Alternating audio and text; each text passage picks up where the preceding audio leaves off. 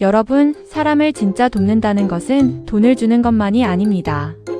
어쩌면 한 사람의 마음속에 다시 살아갈 힘을 일으켜주는 것, 그것이 가장 큰 선일지도 모릅니다. 오늘 함께 나누고 싶은 말씀은 이런 본문입니다.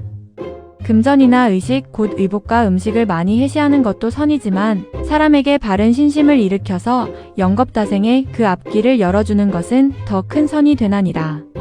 요은품 37. 이 말씀은 처음 들으면 이렇게 생각할 수 있습니다. 아니, 배고픈 사람에게 밥을 주고 어려운 사람에게 돈을 주고 추운 사람에게 옷을 주는 것도 큰 선인데 그보다 더 큰 선이 있다고? 그렇습니다. 물질로 돕는 일은 분명히 귀한 일입니다. 힘든 사람에게 당장 필요한 것을 나누는 일은 참 따뜻한 선입니다. 하지만 이 본문은 거기서 한 걸음 더 들어갑니다. 사람에게 밥을 주면 하루를 살 수 있습니다. 옷을 주면 추위를 견딜 수 있습니다. 돈을 주면 당장의 어려움을 넘길 수 있습니다.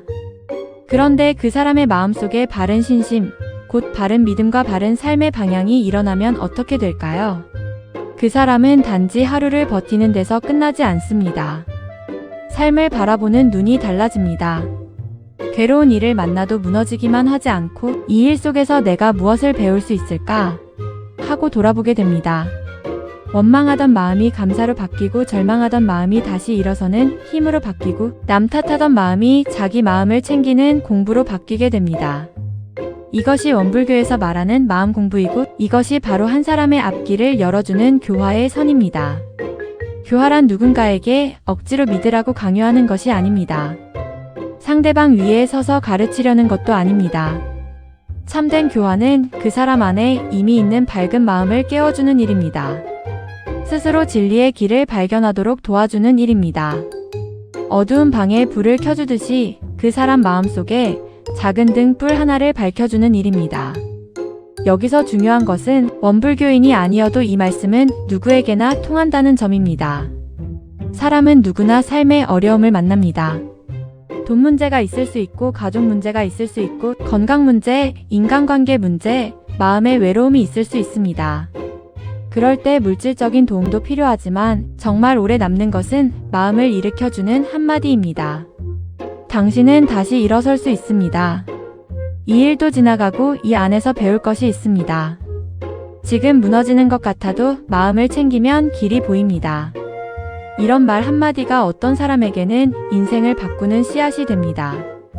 비유로 말씀드리면 이렇습니다. 어떤 사람이 너무 배가 고파 길가에 앉아 있었습니다. 그 사람에게 밥 한 그릇을 주었습니다. 그 사람은 그날 하루를 살 힘을 얻었습니다. 참 고마운 일입니다. 그런데 다른 사람이 와서 그 사람에게 씨앗을 주고 밭 가는 법을 알려주고 농사 짓는 법을 차근차근 가르쳐 주었습니다. 처음에는 시간이 걸렸습니다. 밭을 갈아야 했고 씨를 뿌려야 했고 비가 오기를 기다려야 했습니다. 하지만 시간이 지나자 그 사람은 스스로 먹을 것을 얻게 되었습니다. 더 나아가 자기 가족을 먹이고 이웃에게도 나눌 수 있는 사람이 되었습니다.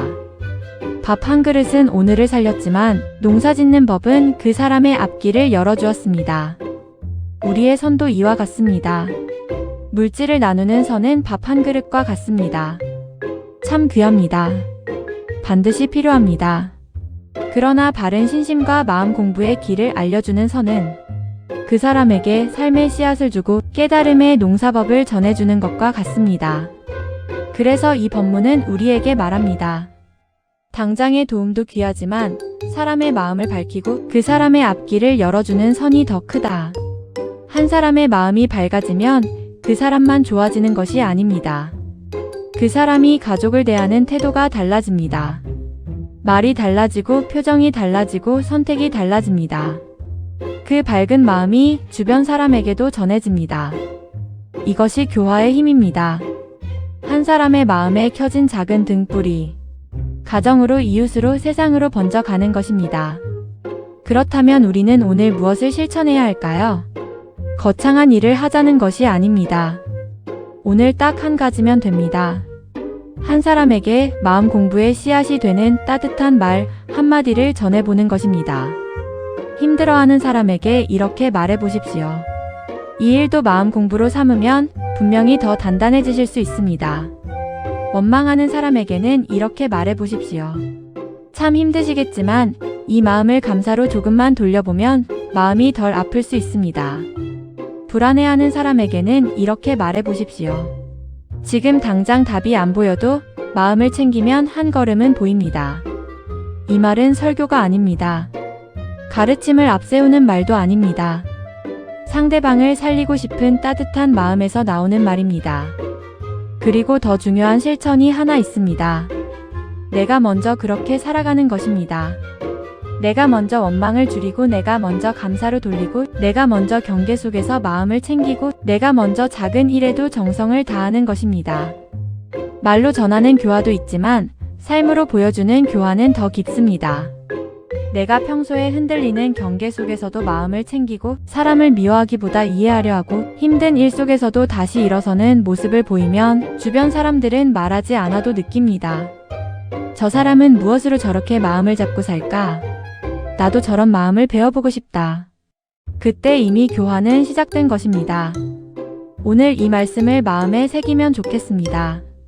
밥을 주는 선도 귀하지만 마음의 길을 열어주는 선은 더 깊습니다. 돈을 나누는 것도 선입니다. 음식을 나누는 것도 선입니다. 하지만 한 사람에게 바른 신심을 일으켜주고 마음 공부와 깨달음의 길로 한 걸음 나아가게 하는 것은 그 사람의 삶 전체를 밝혀주는 큰 선입니다.